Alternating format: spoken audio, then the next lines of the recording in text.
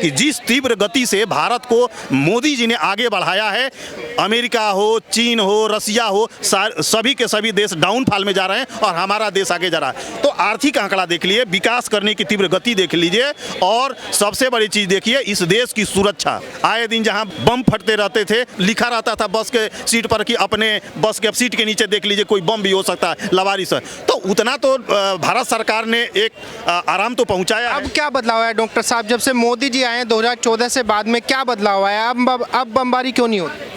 बमबारी क्योंकि देखिए भारत देश का बहुत मजबूत देश हो गया है। जब आप मजबूत हो जाएंगे तो आपसे कमजोर देश कोई लड़ना चाहेगा क्या?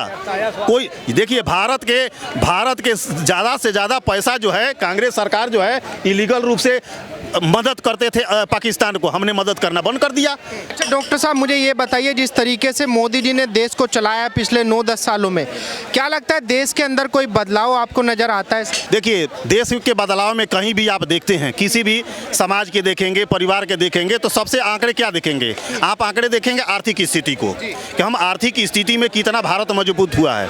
क्या आज से 9 साल पहले तो हमारी जो अर्थव्यवस्था थी वो क्या विश्व में कहाँ थे? हम 10वें से आउट थे। आज कहाँ हैं? हम 5 पायदान पर आ गए हैं, 5वें पायदान पाते हैं। और मोदी जी ने कहा है कि अगले 5 साल के अंदर जो है हम टॉप 3 में आ जाएंगे।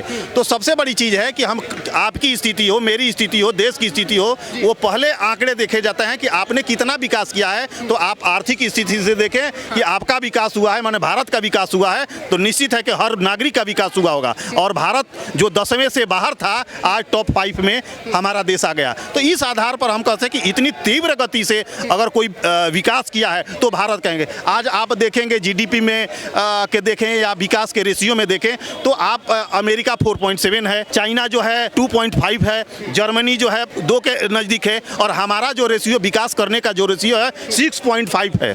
6.5 विश्व में सबसे ज़्यादा है। विश्व में सबसे ज़्यादा है। कह रहे कि भाई अगर काबिलियत प्रधानमंत्री की है तो केवल राहुल गांधी जी के पास में है, क्योंकि उनको अभी जो विधानसभा के चुनाव हुए हैं उसमें 10 लाख वोट एक्स्ट्रा मिले हैं मोदी जी से। तो कह रहे कि मोदी जी से ज्यादा पॉपुलैरिटी उनकी बढ़ रही है। थप्पड़ मारा है तीनों राज्यों की जनता ने ना, उठा करके थप्पड़ मारा है इनके मुंह पे। और अगर इंसानियत है ना इनके अंदर, इन राज्यों में घुसना नहीं चाहिए इनको। कन्हैया कुमार की हत्या के ऊपर चुप रहने वाली सरकार थी ये।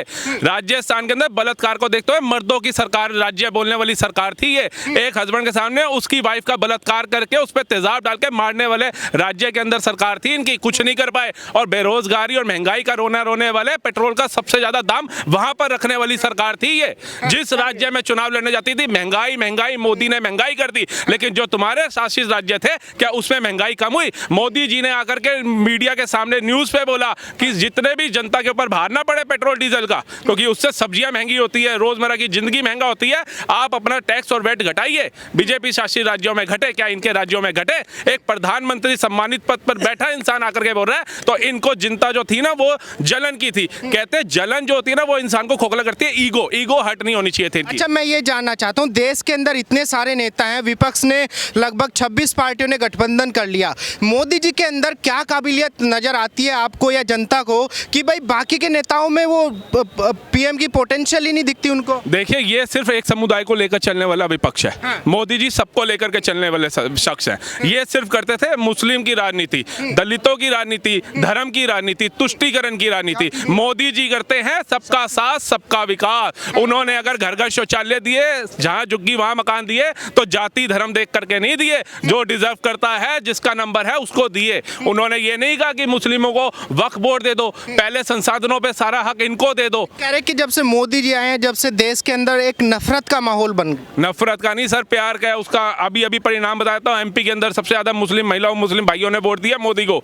यहाँ से भी इनको चपेट पड़ गई। कह रहे कि बहला फुसला रहे हैं मोदी जी। मोदी जी नहीं फसला रहे, ये जो इनके अंदर जलन और घृणा है ना वो फसला रही है। कहते हैं जो जलता है उसे जलने दो, ये जलजला नहीं रुकने देंगे। वो देश नहीं झुकने देगा, हम उसे नहीं झुकने देंगे। क्या बात कर रही है? बिल्कुल, वो देश नहीं झुकने देगा, हम उसे नहीं। आज देखो पुतिन का बयान सुन रहा था, पावरफुल दूसरी कंट्री है। कह रहा मोदी एक ऐसा मतलब नेता मिला है भारत को जो डरता नहीं है, निष्पक्ष फैसले लेने वाला नेता है, और हम उसका आदर करते हैं। ड्रैगन चीन जो आए दिन हमारे सैनिकों को मारा था, कब्जा घुसा जा रहा था, और हमारी सरकारें चुप थी पिछली। आज देख लो, मोदी जी नहीं बोलते, भारत के अलग जो साथी हैं विदेशों के, वो बोलते हैं अगर भारत की तरफ आग उठाई ना, पहले हमसे निपटना होगा, भारत को छोड़ दे, पहले हमसे निपटना होगा। आज मोदी जी नहीं कहते कि पुतिन जी है ना हम आपके साथ है, बाइडेन जी हाँ हम आपके साथ है, वो बोलते हैं हम भारत के साथ है। ये गर्व की बात है सर।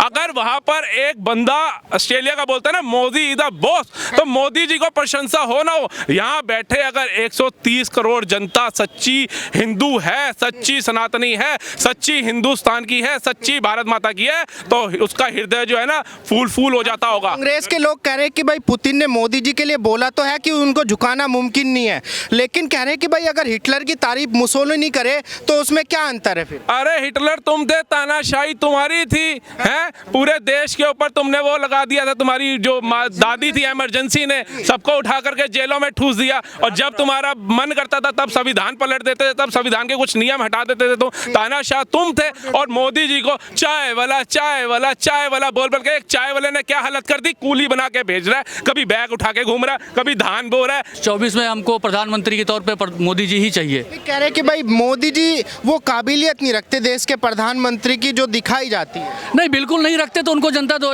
पिछले ही चुनाव में 18 वाले चुनाव में उनको नकार चुकी होती। लेकिन आपने देखा कि जैसे जनता ने उनको कितनी तेजी से आगे और बहुमत दिया और भारत के प्रधानमंत्री बने हुआ के। कह रहे कि जनता को बहला फुसला रहे मोदी जी। बहलाना फुसलाना एक बार होता है, 2 बार होता है, बार उनकी गारंटी को देख रहे हैं, जनता एक्सेप्ट कर रही है, और एक्सेप्ट कर रही है तभी उनको जिता रही है। तो बहलाना फुसलाना तो ये कांग्रेस वालों का काम है कि देखिए 350 करोड़ रुपए निकले हैं, इवन शायद लिखा जाए तो भी 0 कम पड़ जाएंगे, उसमें कैलकुलेटर में नहीं आएगा। इतनी रकम कहाँ से आई जबकि उनकी गवर्नमेंट नहीं है सेंट्रल में। आज की डेट में 350 करोड़ उनको बताया जा रहा है कि वो साहूकार हैं, बहुत पुराने, उनके पैसा है, खानदानी पैसा है। इतना पैसा खानदानी नहीं हो सकता, और जो कि कैश में रखा गया नोटबंदी के बावजूद, तो ये देखने वाली बात है। और उन्होंने उस नोटबंदी के समय बहुत बढ़ चढ़ के उसका विरोध भी किया था, साइकिल से पदयात्रा करते थे, पेट्रोल महंगा है, ये महंगा है, लेकिन ये सब मुद्दा जनता ने नकार दिया। और प्रधानमंत्री जी के नाम पर देखिए 3 राज्यों में बहुमत। इंडिया गठबंधन के जो लोग हैं, जो विरोधी हैं, कह रहे नहीं कह रहे कि भाई एक देश को एक पढ़ा लिखा, विदेश से पढ़ा लिखा प्रधानमंत्री चाहिए। मोदी जी तो एक चाय वाला है, वो कहाँ देश विदेश से पढ़ी लिखी तो मैडम आई थी जो आज तक तेलंगाना को सही से बोल नहीं पाती हैं। हाँ, देखिए आप, वो तेलंगाना को सही से उच्चारण नहीं कर पाती हैं। क्या पढ़ा, ऐसे पढ़े लिखे आदमी हमको कहाँ चाहिए? पढ़े लिखे जो इंडिया में पढ़े लिखे हैं वो ज़्यादा बेहतर समझेंगे कि ज़मीनी हकीकत क्या है। वो जो बिहार से जो बंदा निकल के दिल्ली में आया है, यूपी से जो निकल के आया है, वो अपने देश के बारे में, अपने गांव के बारे में सोचेगा। लेकिन वही बंदा अगर ऑस्ट्रेलिया में पढ़ के आया, जैसे कि हमारे अखिलेश यादव जी विदेश से पढ़ के आए थे, उनको कुछ नहीं पता था ज़मीनी हकीकत, लेकिन अपने पिताजी की वैसे विरासत को संभालते हुए मुख्यमंत्री बना दिया गया था। जनता ने उन्हें नकार दिया, और देखिए बहुमत से नकारा। ऐसा नहीं कि 2-4 सीट से 10 सीट से नकारा है, उनको बहुमत से नकारा है। और दोबारा अगर मैं बात करूं मोदी जी की 10 साल पूरे होने वाले हैं, जमीनी स्तर पे क्या बदलाव आप? सर जमीनी स्तर में बहुत बदलाव हुआ है। मेरा घर अमेठी है, मुझे याद है सर, हम लोगों के गांव में आने के लिए एक गोमती नदी पड़ती है, लखनऊ से जो आती हुए हमारे सुल्तानपुर जाती है, अमेठी थोड़ा पार्ट पकड़ते हुए, वहाँ पे हमारे गाँव में हमारा काफ़ी ज़मीनें जो है नदी में बह गई हैं, जिससे कि हम पूरे गाँव की काफ़ी क्षति हुई है। लेकिन वहाँ पे ब्रिज बनाने के लिए हम लोगों ने राहुल गांधी को बहुत बार लेटर लिखा। हमारे गांव से जितने लीडर थे सब लोग कितनी बार उनके पास जाते थे, यहाँ दिल्ली तक आते थे, लेकिन कभी कोई सपोर्ट नहीं मिला। लेकिन स्मृति ईरानी जी ने जैसे ही पहला चुनाव लड़ा था, उन्होंने बोला था कि मैं इसको जीतूं या हारूं, मैं इसको बनवाऊंगी और सही कराऊंगी। बनवा दिया उन्होंने। जैसे ही वो चुनाव खत्म हुआ, वो हार चुकी थी पहला चुनाव, उसके बावजूद उन्होंने अपने फंड से कहाँ से लाया वो हमको आइडिया नहीं है, लेकिन वो वहाँ पे बांध बनवाया, और जिससे हम लोगों की खेती आज की डेट में आगे बढ़ रही है।